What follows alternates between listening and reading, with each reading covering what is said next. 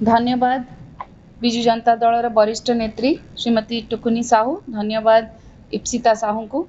आपण माने सुनी सारी थिबे घटनाटी कौन हेइची।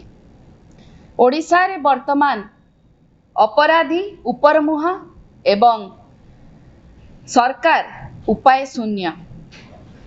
भारतीय जनता पार्टी रो माइनॉरिटी सेल रो सभापति को पत्नी तांको सहित असदाचरण होउची। असदाचरण करूचंती भारतीय जनता पार्टी रो विधायक।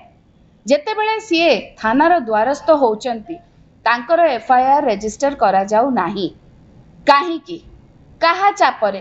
ओडिशा रे कोन भारतीय न्याय संहिता लागू हो नाही कि भारतीय जनता पार्टी रो माइनॉरिटी सेल रो सभापति को पत्नी सीए जेतेबेले असदाचरण रो अभियोग आणुचंती तांको न्याय मिलू नाही।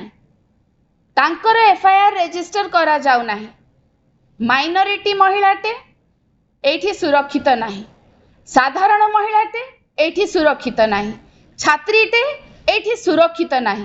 ताहेले एठी सुरक्षित किए आपण माने जवाब दियंतु। आपण माने निजे चिंता करंतु सरकार काहा को सुरक्षा दउचंती काहे की सुरक्षा दउ नाहंती महिला माननकु। काहे की आज माइनॉरिटी महिलाटे हटहटा होउची काहे की साधारण महिलाटे हटहटा होउची काहे की छात्रीटे आज असदाचरण रो शिकार होउची विभिन्न क्राइम रो शिकार होउची। से कथा आपण माने चिंता करंतु सरकार जवाब दियंतु। धन्यवाद।